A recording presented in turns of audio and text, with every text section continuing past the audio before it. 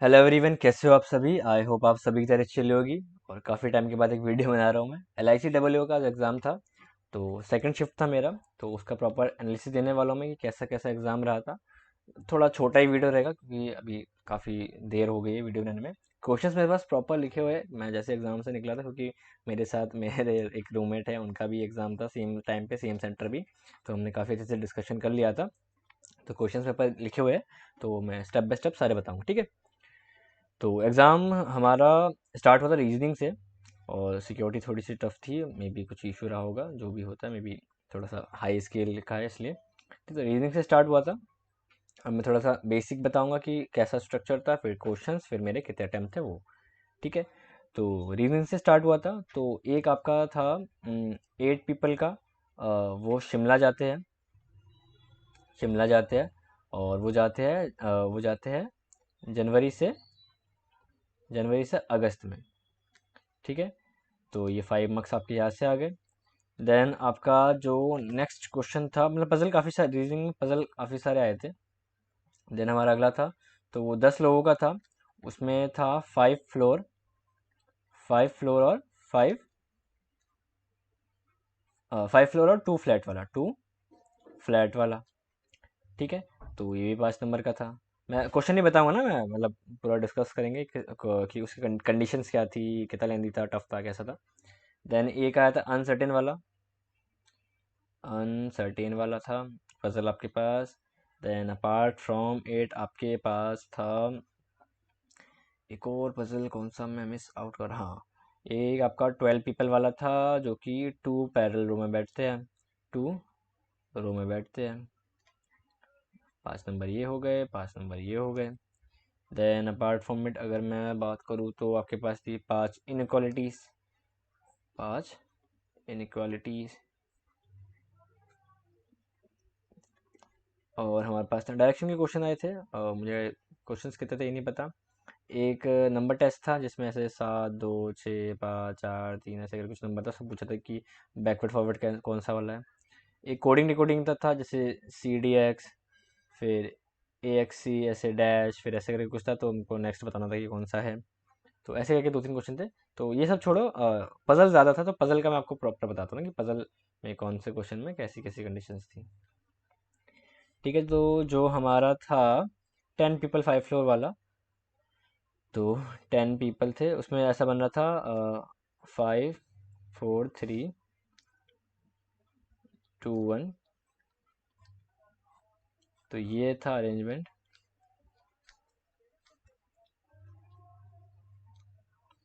और इसमें फ्लोर्स के नेम दे रखे थे P एंड Q। तो उसमें दे रखा था कि A जो है वो इवन फ्लोर पे बैठा है, और जो वो है फ्लैट P पे बैठा है। तो मैंने उसको 4 पे और 2 पे लेके ट्राई किया था। तो मतलब पूरा प्रॉपर तो मुझे याद नहीं, लेकिन मैं थोड़ा थोड़ा कंडीशन आपको बता दूंगा कि कैसी टाइप की कंडीशंस आई थी। ठीक है। देन आपको सेम जी को लेके भी कह रखा था कि जी फ्लैट क्यू पे है, ये भी इवन पे है। जी के ठीक नीचे हमारा बी बैठता है, सी के ईस्ट में एफ है, एंड डी के वेस्ट में कोई नहीं है, यानी डी जो है हमारा फ्लैट पी पे बैठेगा। और एफ के नीचे हमारा एच होता है। एंड हाँ, बस इतने ही थे, मतलब एक दो और थे। एक वो था, डी से 2 छोड़ के कोई पर्सन बैठता है, वैसा था। तो बहुत सिंपल था, मतलब मैक्स टू मैक्स अगर आप थोड़ा सिंगल पॉसिबिलिटी ना करके 2 पॉसिबिलिटी लेते हो, तब भी आप उसको इजीली बना लोगे। तो मैं अगर इसको टाइम में देखूँ, तो मैक्स टू मैक्स आपको इसको 3 मिनट लगना चाहिए। मतलब 3 मिनट में आप उसको बना के इसके क्वेश्चन भी टिक कर लेते हैं आराम से, अगर आपका थोड़ा प्रैक्टिस अच्छा था। ठीक है। फिर आपका आया था 12 पीपल वाला, जो 2 पैरेलल में बैठते हैं।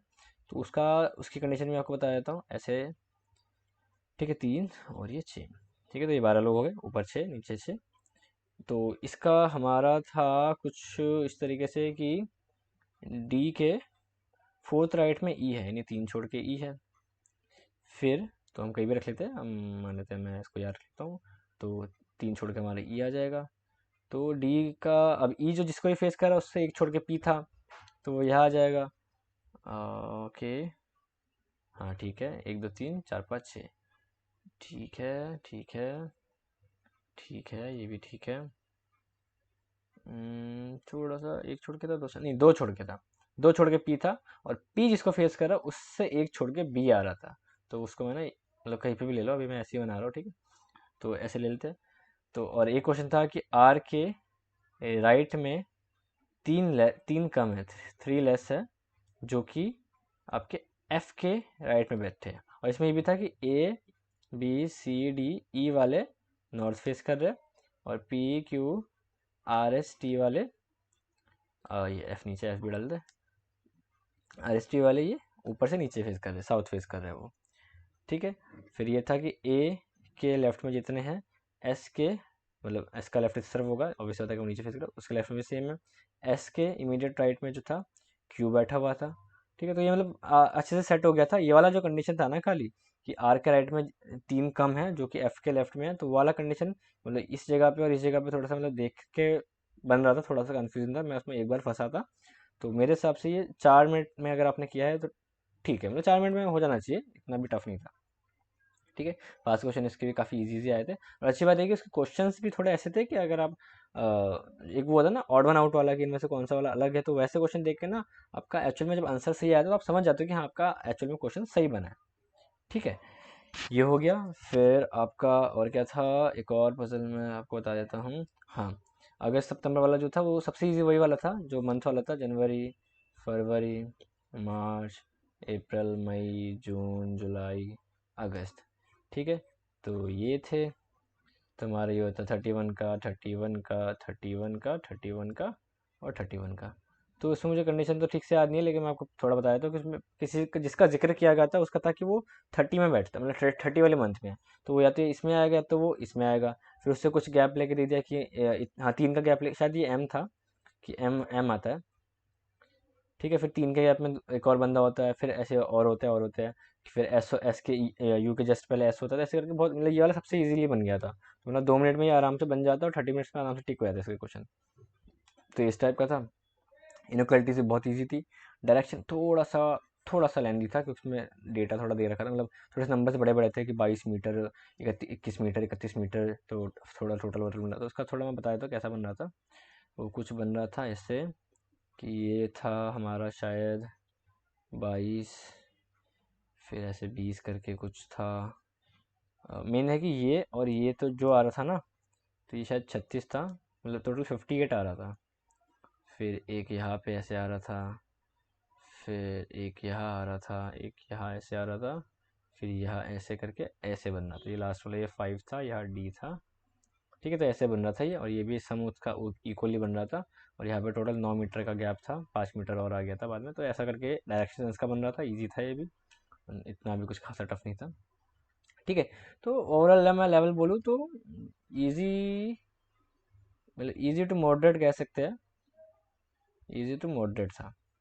गुड अटेम्प्ट की अगर मैं बात करूँ तो अगर आपने 25 प्लस कर दिया है तो काफ़ी अच्छा अटेम्प्ट है, ठीक है। मैंने इसमें 32 किया है, ओके। तो ये रीजनिंग का था। आई गेस कि मैंने रीजनिंग का मतलब ऑलमोस्ट जितना मुझे पता था मैंने सारा बताया दिया। अनसर्टन वाला थोड़ा सा मेरे को उसकी कंडीशन याद नहीं है, अनसर्टन वाला क्योंकि मेरा उसमें मैंने बना तो लिया था, लेकिन वो जब मैं टिक करा था तो सही नहीं बन रहे थे, एक दो ही मैंने इसमें टिक किए, फिर मैंने उसको उसके 3 क्वेश्चन मैंने छोड़ दिए थे, तो इसलिए मेरे 32 बने, तो बाकी मैंने सारे कर लिए थे, ठीक है। तो ये हमारा हो गया रीजनिंग। देन हम मूव करते हैं क्वांट की तरफ। तो क्वांट देखते हैं। तो क्वांट में सबसे पहले नंबर सीरीज आई थी, नंबर सीरीज। फिर शायद ये 6 या 5 आई थी। क्वाड्रिक इक्वेशन सबसे एंड में थी 5। और एक आपकी डी आई, ये थी टेबल वाली। एक डी आई बार वाली। एक डी आई केसलेट। और बाकी सारी आपकी अर्थमेटिक, ठीक है। तो इन सबको मिला के 35 बन रहे थे आपके। अब मैं उसका पूरा थोड़ा क्वेश्चंस वगैरह बताया था कि कैसे कैसे क्वेश्चंस थे, ठीक है। इसमें एक डी आई में मैंने बस थोड़ा सा टिक कर दिया ऐसे क्योंकि थोड़े अटैम्प्ट कम पड़ रहे थे। तो नंबर सीरीज की अगर मैं बात करूँ तो मैं गैप बता रहा हूँ ना कि गैप कैसे कैसे आपके बन रहे थे। तो कोई मान लो कोई नंबर सीरीज थी A B C D E, तो उसका जो गैप बना था ऐसे बन रहा था, देखो 17, 26, फिर 37, ऐसे करके गैप बना था। अब ये क्या है, ये 4 स्क्वायर प्लस 1 है, ये 5 स्क्वायर प्लस 1 है, 6 स्क्वायर, तो ऐसे करके एक ही गैप बन रहा था, ठीक है। काफ़ी इजी था ये भी, ठीक है। देन एक दूसरा बना था जिसमें ऐसा था, हो गया 25, 100, 225, फिर ऐसे करके और बन रहा था। मतलब सारे जो थे 5 के मल्टीपल में, 5, 10, 15, फिर 20 वाला भी दे रखा था हमको, 25 वाला गैप निकालना था, 625 ऐड करके जो आंसर आता वो हमको बताना था। ठीक है, एक ये था। एक डबल डिफरेंस वाला था कि यहाँ पे मान लो ए बी सी डी निकल गया, अब यहाँ पे मान लो पी क्यू आर निकाला आपने। अब इसका जो गैप था, इन सबका गैप 3.5 और 3.5 था। ठीक है, ये भी बहुत इजी था। फिर इसके अलावा एक और जो हमारा गैप था वो था, वो मल्टीप्लाई हो रहा था, जैसे ये वाला जो हो रहा है वो 0.5 से मल्टीप्लाई हो गया, फिर ये 1.5 से, फिर ये 2.5 से, तो ऐसे चलता रहेगा ये। एक ये आया था आपका। फिर ऐसे मतलब काफ़ी बस ये बहुत इजी थी, इजीली डुएबल थी। और फिर गॉड्रिक की अगर बात हो तो गॉड्रिक क्वेश्चन भी काफ़ी इजी थी। गॉड्रिक क्वेश्चन में आपका एक तो वही माइनस माइनस वाला आ गया था, ये फिर भी इसको ऐसे माइनस करें तो दोनों माइनस आ गया तो नो रिलेशन आ गया। तो और बाकी सब में इजी था। मतलब एक्स के साथ वेरिएबल सिर्फ एक ही में था, वो भी 4 का वेरिएबल था एक्स के साथ, कि 4x था, x4 लिख रहा हूँ, 4x था, तो उसको हमने वेरिएबल से मल्टीप्लाई कर दिया तो वो हो गया था। ठीक है, ये हो गया। अब चलो थोड़ा अल्जेब्रा की क्वेश्चन डिस्कस कर लेते हैं। तो एक क्वेश्चन था ऐसा ही सी आई का, तो उसमें था कि वो एक स्कीम में लगा रहा है, स्कीम ए में।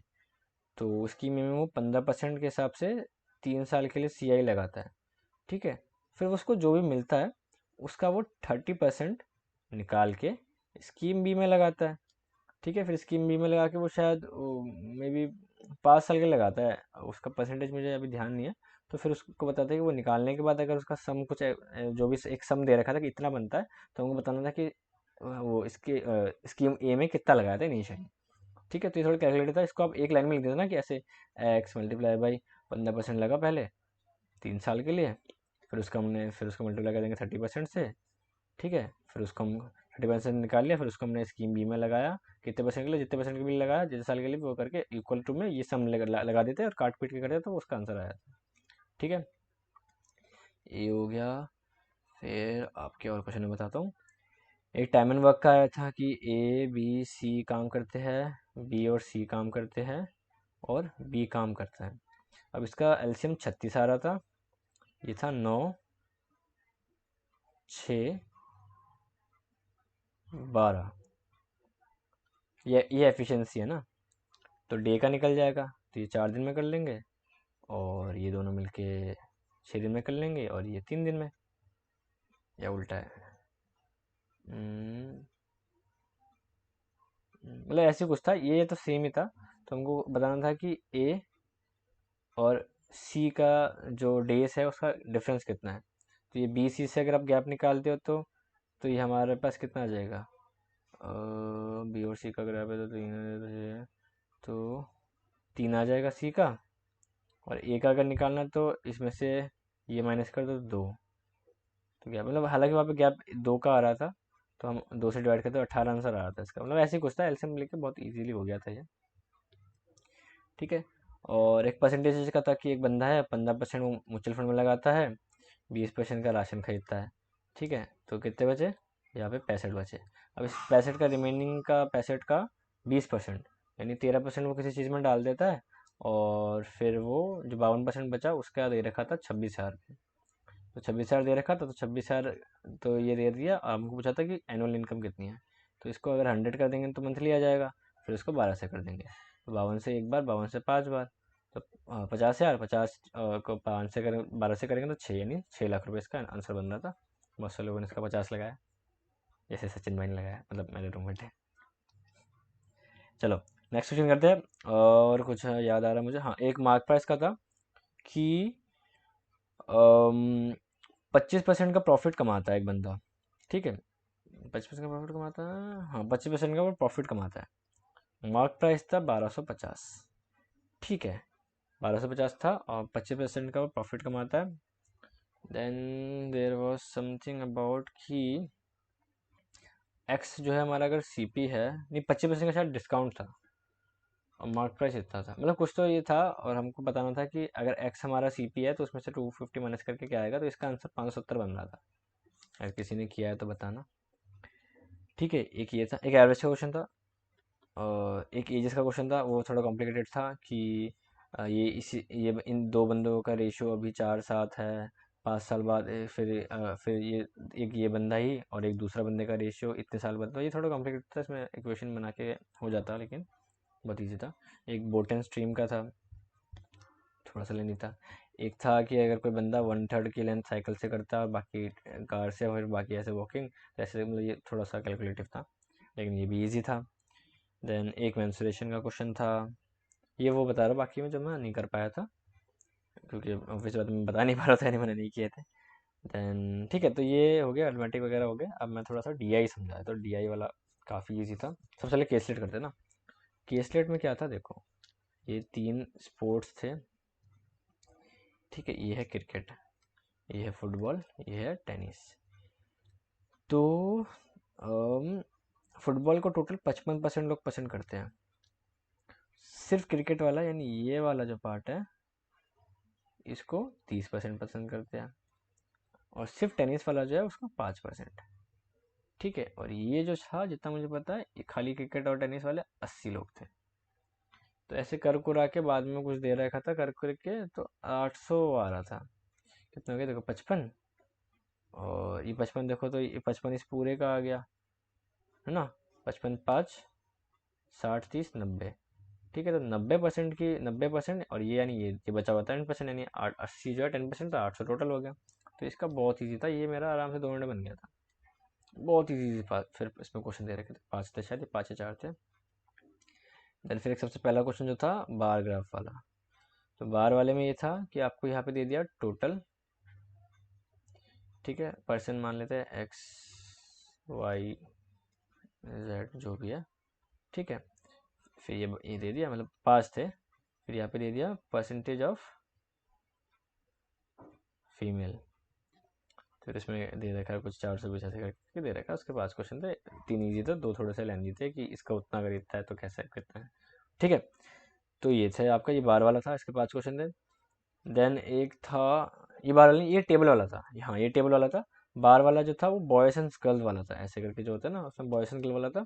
तो ये बहुत इजी थे उसमें, और अच्छी बात है कि उसमें एग्जैक्ट वैल्यूज थी, ऐसा नहीं था कि 1236 ऐसे कुछ, मतलब 10 के मल्टीपल्स में, 5 के मल्टीपल्स में, ऐसे सारे आंसर थे उसके।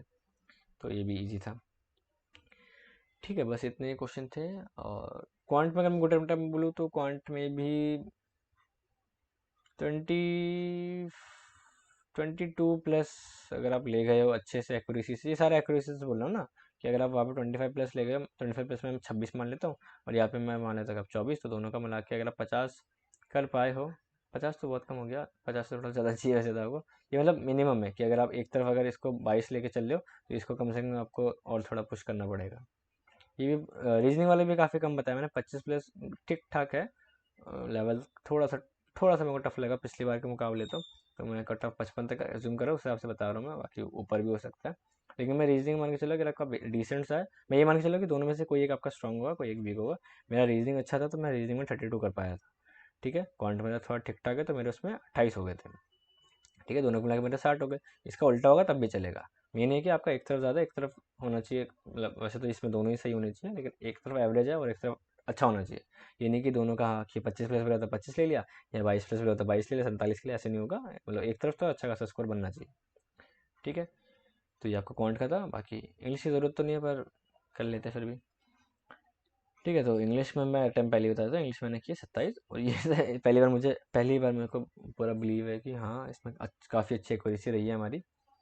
तो स्टार्ट होता है, एक पहला क्वेश्चन ये एरर का कुछ होता है कि पास लाइन दे रखी है, उसमें से कौन सा सही है वो बताना था, मैंने स्किप ही कर दिया था देखते कि साथ ही। फिर 8 क्वेश्चन आरसी के थे। आरसी का टॉपिक क्या था, एक बंदा होता है कैल्विन। कैल्विन एक बंदा होता है, उसकी मम्मी होती है, बैंक में काम करती है, शायद 25 साल हो चुके होते हैं, उसको पेंशन मिलती है। लेकिन जब तक वो पेंशन मिलती है तो इन्फ्लेशन रेट इतना ही हाई हो जाता है कि उसकी सेविंग किसी काम की नहीं रहती। तो कैल्विन क्या करता है, अपना खुद का कंपनी खोलता है, रिसर्च करता है, ब्रिटेन में जाके बहुत सारा एक्सपीरियंस गेन करता है। फिर वो वापस आता है, एक अपनी खुद की कंपनी खोलता है पेंशन से रिलेटेड। लेकिन क्योंकि वहाँ पे यूएस डॉलर का काफ़ी ड्रॉट था, तो वो यूएस डॉलर में और करेंसी में वो ना पेंशन ना देके वो क्या करता है, काओस में डील्स करता है, काओस को डोमिनेंट बना देता है। और काउंस थोड़ा ये कि थोड़ा एक फिजिकल चीज़ है, लोगों को दिखती है, और वहाँ पे काफ़ी सारे हमारे क्या कहते हैं कैटल्स है वहाँ पे, तो उसको लेके वो काउस में इधर you can take the return in the cows और दी कैश, ठीक है। तो वो कावस को इंट्रोड्यूस कर देता है। तो कावस से क्या होता है कि थोड़ा चीज़ों को दिखता है कि हाँ कुछ हमको फिजिकल एसेट मिल रही है जो कि ओवर द टाइम हम देख सकते हैं, और थोड़ा सा सोशली भी थोड़ी अच्छी चीज़ मतलब थोड़ा है ना, वो लोग जो थोड़ा सा फाइनेंशियल इंस्टीट्यूशंस को लेके या फाइनेंशियल मैनेजमेंट को लेके थोड़ा सा डिल्यूसिव होते हैं, तो उनके लिए काफ़ी अच्छी चीज़ है ताकि उनका दोबारा से बिलीफ डेवलप हो सके इस चीज़ में। ठीक है, तो ये सब था, वो बहुत ईजी सा था। और टर्न का वो पूछा था, टर्न का सिनोनिम, तो टर्न का मतलब वहाँ पे था कन्वर्ट, कन्वर्ट। ठीक है, तो ऐसी एक और था, एक और कोई ऐसी इजी सा वर्ड था बहुत ही। ठीक है, तो बहुत इजी था, कुछ खासा था नहीं, ये था। फिर आपके क्लोज टेस्ट था। क्लोज टेस्ट में कितने थे सोचो, ए से एच तक थे, यानी 8 क्वेश्चन क्लोज टेस्ट के। देन 3 आपके वर्ड स्वैप थे, वर्ड स्वैप। ठीक है, 3 आपके वर्ड स्वैप थे। फिर शायद 2 या 3 आपके पैराजम्बल थे, सिंपल वाले कि ए ये लाइन है, बी ये लाइन है, सी ये लाइन है, मतलब इन सबको मिला के सिर्फ एक सेंटेंस बनेगा। ठीक है, 3 ऐसे थे। आगे जाके डिटेक्शन 4-5 और आगे थे। फिर सेंटेंस इम्प्रूवमेंट भी थे 1-2 आपके, और बस इतना ही था। ये काफ़ी इजी था, मतलब बहुत आराम से भी आप करोगे तो काफ़ी अच्छा टाइम कर सकते थे। ठीक है, अब चलो, वीडियो में तो इतना ही था। मैं काफ़ी बड़ी वीडियो बनाता लेकिन ज़्यादा बड़ी मैं करूँगा नहीं, क्योंकि आप सबका एग्ज़ाम है। तो थोड़े से सजेशंस मैं दे देता हूँ कि क्या आप कर सकते हो ताकि 20 तारीख वाला एग्ज़ाम अच्छा रहे।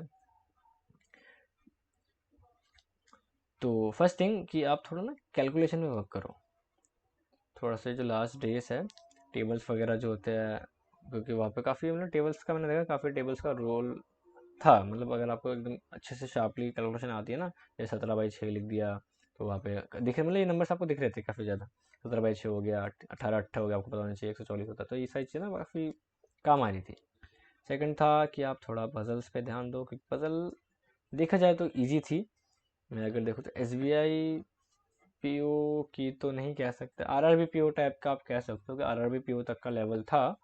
और तो आप अच्छे से प्रैक्टिस करोगे तो आपका है कि सिंगल सिंगल अटेम्प्ट में, मतलब सिंगल पॉसिबिलिटीज में आप उसको बनाना, मतलब बना लोगे आराम आराम से, तो टाइम काफ़ी बच जाएगा आपका। तो रीडिंग में आप इज्जत से करोगे तो आराम से 35 से 35 भी कर लोगे। ठीक है, क्वांट में 30 तक टच करना भी ठीक है, डुएबल है, ईजी है। नॉट ईजी तो नहीं है लेकिन डुएबल है, लेकिन ठीक है, हो जाएगा ये भी।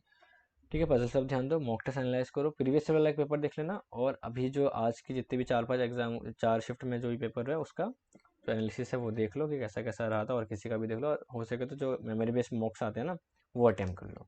ठीक है, इतना ही है, बाकी थोड़ा कूल एम काम होके जाना, शांति से अटेम्प्ट करना।